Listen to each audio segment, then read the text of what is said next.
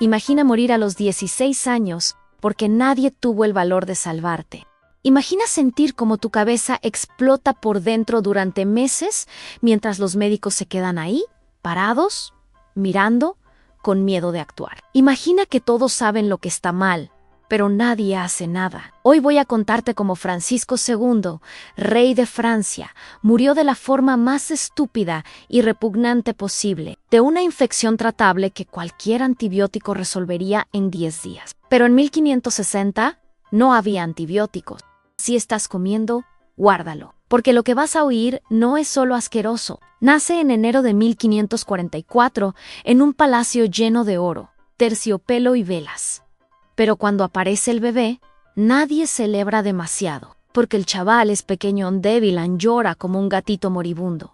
Las enfermeras intercambian miradas preocupadas. Este no llega a los 5 años, piensan ellas. Y ya te digo por qué. La familia real francesa, los Valois, llevaba generaciones casándose entre primos. El rey se casaba con la prima, el hijo se casaba con la sobrina. El árbol genealógico de ellos no era un árbol, era un palo torcido. Resultado, consanguinidad extrema. Y eso significa, en enfermedades genéticas, cuerpos frágiles, sistemas inmunitarios que no valen para nada. Francisco nace con el pack completo, un cuerpo débil, fiebre constante, infecciones a diestro y siniestro, problemas digestivos crónicos. Desde bebé sufren fiebre alta que no baja, vómitos frecuentes, dolores de garganta y dolores de oído siempre, todo en el tiempo. Los médicos de la corte le tratan como pueden, es decir, como no pueden porque la medicina del siglo XVI era una broma. Le ponían cataplasmas de hierbas que no hacían nada, le sangraban con sanguijuelas porque creían que la sangre estaba impura, rezaban, básicamente, era todo teatro. Nada funcionaba. Mientras otros chavales de la nobleza montaban a caballo, entrenaban esgrima, jugaban en los jardines, Francisco estaba encerrado dentro del palacio, pálido, sudado, cansado. A los tutores notaban que perdía la atención fácilmente, que sudaba frío sin hacer esfuerzo, que tenía que descansar constantemente. Aquello no era un niño normal, era una bomba de relojería biológica, y el reloj ya había empezado a contar. Casan a Francisco con María Estuardo, reina de Escocia. Ella es guapa, llena de energía, educada, inteligente. Él es un trapo humano, pequeñito, flacucho, con la salud de papel mojado. Pero no importa. Esto no va de amor. Es política pura en Francia. Y Escocia necesitan estar aliadas. Y los matrimonios sellan alianzas. María se muda a la corte francesa y por primera vez ella ve de cerca lo que es estar casada con Francisco. Él pasa los días encerrado en la habitación con Dolores. Apenas puede estar presente en la cena. Por la noche, ella le oye gemir bajito, apretándose la cabeza con las manos. El matrimonio nunca se consuma, no porque no quieran, simplemente porque Francisco no tiene energía. Su cuerpo apenas aguanta estar despierto. Y entonces, en 1559, sucede lo impensable. El padre de Francisco, Enrique II, muere en un accidente de torneo. Una lanza le entra por el ojo. Se queda días en agonía antes de morir. ¿Y quién sube al trono? Francisco. Con 15 años enferman consumiéndose. Le coronan con toda la pompa, música, procesiones, nobles de rodillas. Pero si le miras bien ese día, vis la verdad, ese chaval no debería estar ahí. Suda frío durante la ceremonia. Tiene que salir a mitad para vomitar. La corona le pesa en la cabeza como si fuera de plomo. Los ministros le miran y piensan, este no dura un año. Y tienen razón. Ahora presta atención, porque aquí es donde el horror empieza de verdad. Los dolores de oído de Francisco, que siempre fueron malos, empeoran mucho. Deja de ser ese dolor molesto de otitis común. Es dolor constante, dolor que perfora. Dolor que le hace despertar gritando en mitad de la noche. Los criados le oyen llorar solo en la habitación, apretándose la cabeza, rogando Cooper. ¿Y una mañana? Sucede. Los criados entran en la habitación para cambiar las sábanas y ven algo en la almohada amarillo, espeso, pegajoso, un líquido asqueroso que salió de su oído durante la noche. Push. A partir de ahí, el push nunca paró. todos los días. Todas las noches. Y cada día, un poco más en las sábanas quedaban empapadas. Las almohadas tenían que cambiarse constantemente porque quedaban manchadas de ese líquido amarillento y apestoso. La habitación empezó a oler mal. No era un olor fuerte al principio, pero estaba ahí. Un olor dulzón, extraño, de algo que no está bien.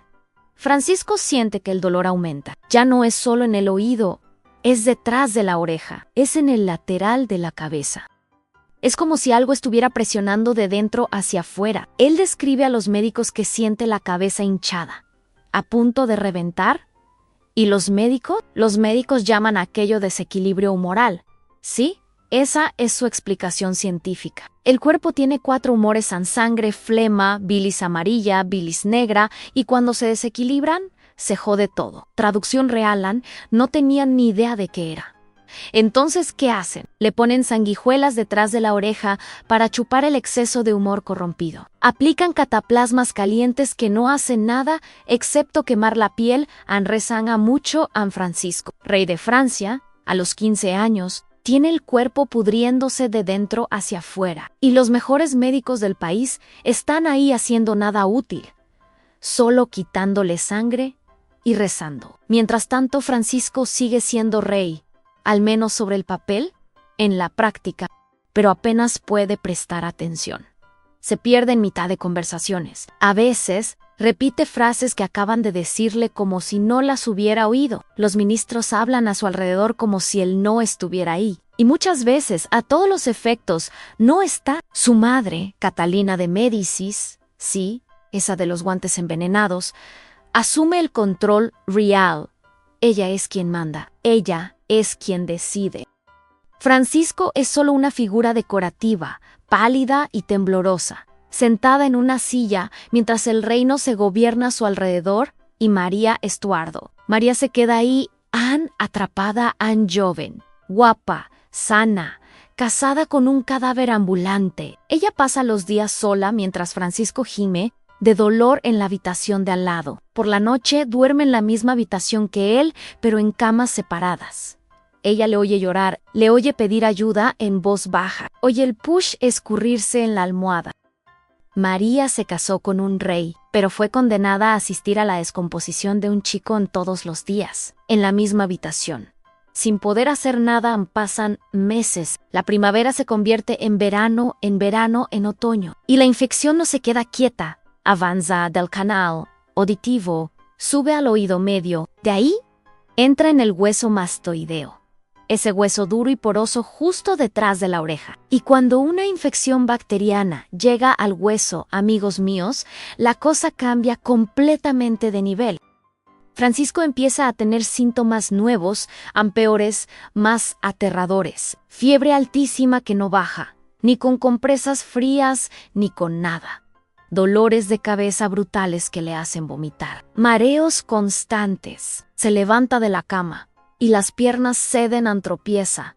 Cae. Pierde el equilibrio completamente. Y el olor, Dios mío, el olor cambia. Ya no es solo pushen. Es descomposición, es carne muerta. El olor se vuelve tan fuerte que los criados tienen que ponerse paños perfumados, empapados en vinagre y hierbas para poder entrar en la habitación. Y aún así, lo huelen. Ese olor dulce, metálico, pútrido. El olor de tejido vivo, pudriéndose. La hinchazón detrás de la oreja se hace visible, no es sutil. Es una protuberancia dura, caliente al tacto. Roja. La piel se estira sobre el hueso inflamado como si fuera a reventar. Francisco no puede tumbarse sobre ese lado. Cualquier presión le hace gritar. Los médicos tocan la zona hinchada. Sienten el hueso duro por debajo. Saben que aquello no es normal. Algunos de los médicos más atrevidos dicen: tenemos que abrir, drainer, el pus. Si no hacemos nada, va a morir. Otros responden: sí, abrimos cerca del cráneo. Muere en el acto. No podemos arriesgarnos. ¿Y sabéis qué hacen al final? Nada, se quedan ahí parados, debatiendo, teniendo miedo. Miedo de equivocarse. Miedo de la responsabilidad. Miedo de ser culpado si el rey muere en sus manos. Mientras tanto, Francisco está en la habitación de al lado, gritando de dolor en solón. No fue la ignorancia lo que le mató, fue la cobardía. Y llegamos al capítulo final, el más sombrío, el más horrible, ¿eh? La infección alcanza el cerebro no de repente, poco a poco, como todo en esta historia. Primero, Francisco empieza a hablar raro. La voz sale arrastrada, confusa, pierde palabras en mitad de frases. Repite lo mismo 3, 4 veces sin darse cuenta. A veces se queda parado en mitad de una conversación, mirando al vacío, como si hubiera olvidado dónde estaba. Una vez, y esto está documentado, mira a su propia madre Catalina Ogimedes y se pregunta, ¿quién es la señora? Ella se queda helada, porque lo entienden, su cerebro se está destruyendo. El cuello se le queda rígido completamente. No puede mover la cabeza. Cualquier intento de girar el cuello causa dolor insoportable. Es un signo clásico, hoy lo sabemos, de meningitis. La infección llegó a las membranas que cubren el cerebro. La luz le hace daño en los ojos. Los sonidos normales le hacen gritar. Mantienen su habitación a oscuras totales, cortinas cerradas, velas apagadas, silencio absoluto. Aún así, Francisco gime constantemente. Un gemido bajo, continuo, de dolor que nunca para. La cara se le empieza a caer por un lado. Los músculos dejan de funcionar. La boca se le tuerce, ambabea. La saliva le cae por la barbilla y él ni se da cuenta. Ya no puede tragar bien. La dan caldo fino, cucharada a cucharada, y la mitad se le escurre por la boca. Francisco pierde peso dramáticamente. En semanas se convierte en un esqueleto cubierto de piel. Las costillas se le marcan, los ojos se le hunden en las órbitas. La piel se le vuelve gris, cerosa, con un tono de cadáver. Y todavía falta más de un mes para que muera. Diciembre de 1560, en invierno frío en gris. Francisco II ya no es una persona, es un cuerpo que todavía respira, apenas en la respiración se vuelve irregular. Todos los que entran en la habitación se quedan ahí quietos, esperando que esa respiración no vuelva. Ya no habla, ya no abre los ojos, solo giman un gemido tan bajo que casi no se oye, pero está siempre ahí. Día y noche en dolor continuo. María se queda al lado de la cama, no sale, no duerme. Se queda ahí, mirando al chico con el que se casó. Al final de la tarde, Francisco da el último suspiro débil, casi inaudible, y después nada en silencio. Tenía 16 años. Fue rey durante 1 año y 5 meses, y pasó todo ese tiempo pudriéndose vivo. Hoy sabemos exactamente qué pasó. Otitis media aguda, que evolucionó a mastoiditis, infección en el hueso mastoideo. Después, la infección atravesó el hueso y formó un absceso intracraneal. El pus se acumuló dentro del cráneo, comprimió el cerebro, destruyó tejido nervioso, causó meningitis y le mató. Si esto pasara hoy, un médico miraría, diagnosticaría, recetaría antibióticos. 10 días, quizá 2 semanas han curado en fin de la historia. Pero en 1560 no había antibióticos, no había resonancias magnéticas. No había cirugía cerebral, así que murió. Pero, y aquí es donde entra la rabia, esto no fue solo falta de tecnología. Los médicos sabían que algo iba muy mal. Vieron el pus salir del oído. Vieron la hinchazón en el hueso. Vieron los síntomas neurológicos. Algunos incluso sugirieron hacer una incisión, drenar el absceso. Pero no lo hicieron. ¿Por qué? Porque tenían miedo. A miedo de que, si abrían la cabeza del rey y algo salía mal, los ejecutarían. Miedo de equivocarse, así que optaron por no hacer nada. Le dejaron morir lentamente, en agonía, durante meses, porque era más seguro para ellos que intentar salvarle. Francisco II no murió porque la medicina fuera primitiva, murió porque nadie tuvo el valor de actuar. Y eso, amigos míos, es mucho peor que la ignorancia. Eso es cobardía institucional. Y la historia no acabó ahí. La muerte de Francisco fue solo el inicio del caos. No tenía hijos en el matrimonio con María. Nunca se consumó. Entonces, ¿quién sube al trono? ¿Su hermano, Carlos IX? ¿Con 10 años en un niño? ¿Y quién gobierna de verdad? Catalina de Médicis en la madre.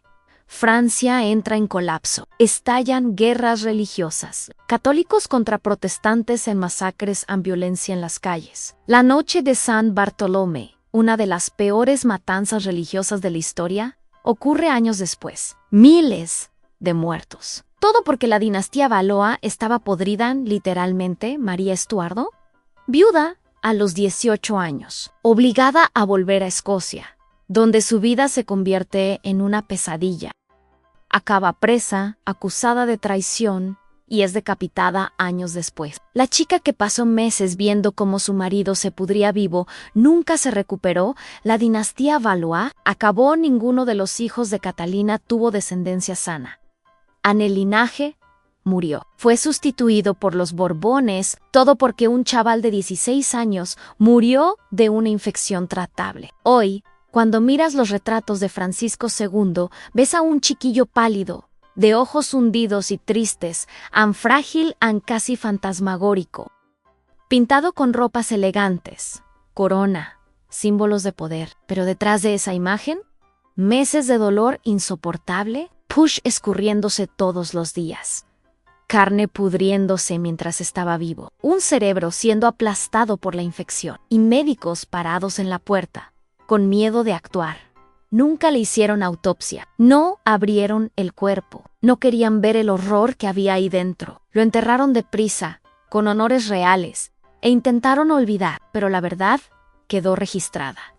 En los relatos de los criados, en las cartas de los embajadores, en los diarios de los médicos, todos describen lo mismo: el olor, el pushan, la hinchazón, la agonía lenta. Francisco II fue un rey que nunca debería haber reinado, no porque fuera incompetente, sino porque su cuerpo se estaba desmoronando desde el principio. Y nadie tuvo el valor de admitir que a veces intentar salvar a alguien, incluso con riesgo, es mejor que dejarle morir en agonía. Murió de una infección tratable. Pero en 1560, sin tratamiento, aquello se convirtió en una sentencia de muerte lenta y horrible. Si has llegado hasta aquí, comenta cobardía para que sepa cuántos de vosotros habéis entendido que el verdadero villano de esta historia no fue la enfermedad. Fueron los hombres que podían haber hecho algo y no lo hicieron. Si te ha gustado este video, si es que gustar es la palabra correcta para algo tan sombrío, dale a me gusta, suscríbete, activa la campanita para más historias asquerosas, indignantes y absolutamente reales de la historia. Nos vemos en el próximo video. Y recuerda una cosa a veces: el peor monstruo no es la enfermedad, es la cobardía de quien podía salvarte y eligió no hacer nada. Chao.